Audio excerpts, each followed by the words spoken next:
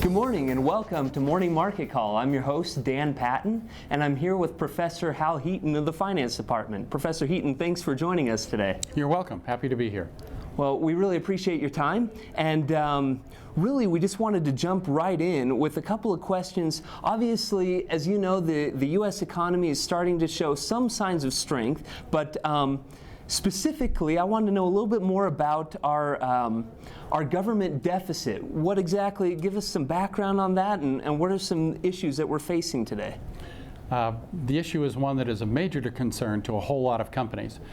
Currently, the U.S. economy collects about 30% of GDP in all forms of taxes. That includes federal income taxes, state income taxes, property taxes, sales taxes, all forms of taxes, about 30% of GDP.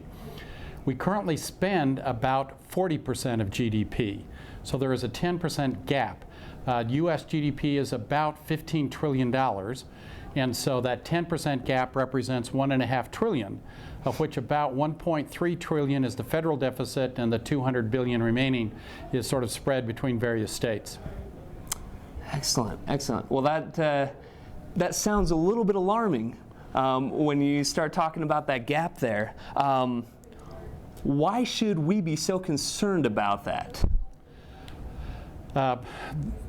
The short answer is our ability to finance it. And the bottom line is we cannot finance our own deficit.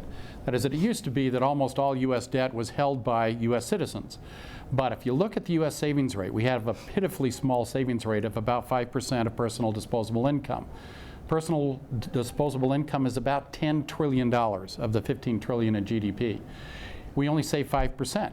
Well, that's $500 billion. And as you recall, I just mentioned our deficit is $1.5 trillion, or 3 times what we're saving. What that means is we are reliant on foreign entities to purchase about $1 trillion a year of our debt. And they've been willing to do that. The amount that China holds has been skyrocketing, Japan, Korea, many other governments. The question is, are they going to be willing to supply that much money? If not, then we can't finance our own deficits.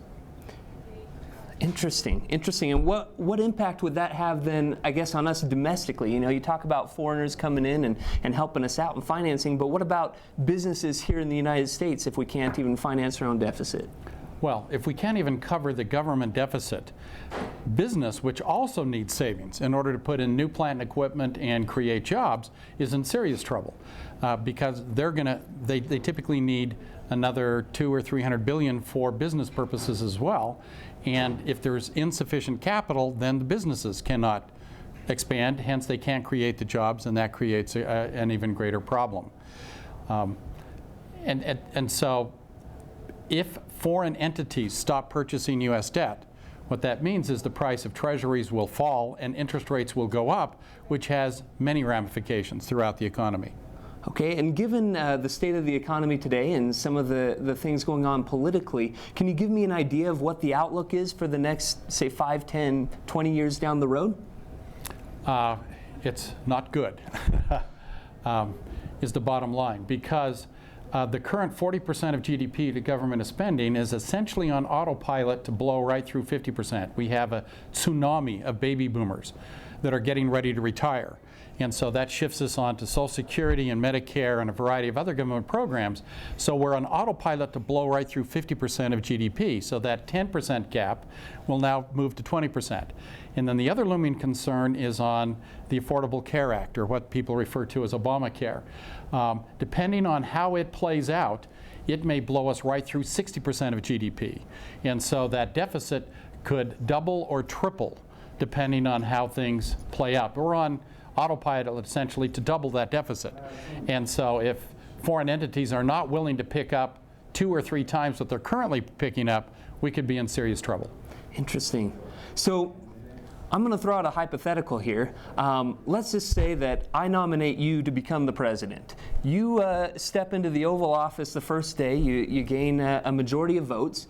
What is the first thing that you would do, and what's the plan that you would put in place to really start reining this back in? Now you're asking a really hard question. First of all, you cannot raise taxes enough to take it up to 60% of GDP. People will start to change their behavior, and it will slow the economy. So you might get partway there with taxes. The reality is you have got to cut entitlements spending in order to cut the deficits. It's pretty clear, based on our current political atmosphere, that cutting entitlements is nearly impossible. Anybody that talks about cutting entitlements is hammered politically. And so, quite frankly, I see no immediate solution. I'm afraid the only solution will be something on the order of what we see in Greece or starting in Portugal and Spain right now, where the pain is so enormous and so intense that people realize that they have got to make massive austerity changes in their lives. But I'm afraid it will take serious problems before people recognize and accept that. I think, unfortunately, you're probably right that really it does take some serious changes before we really start seeing some of the writing on the wall, or all of us. We really appreciate your time here today, Dr. Heaton, and sharing some insights with us. Stay tuned for another excellent episode of Morning Market Call next time. Thank you. MMC is brought to you by the Marriott School of Management in association with the Brigham Young University Department of Communications. MMC is made possible by a generous donation from Larry Tasjan and Gary Williams, and is produced by Rhett Weller, Todd Castagna, Mason Chen, Joel Tovey, and Sabrina Beck, with line producing by Kika Latu. For more information, find us on our Facebook and Twitter or at morningmarketcall.org.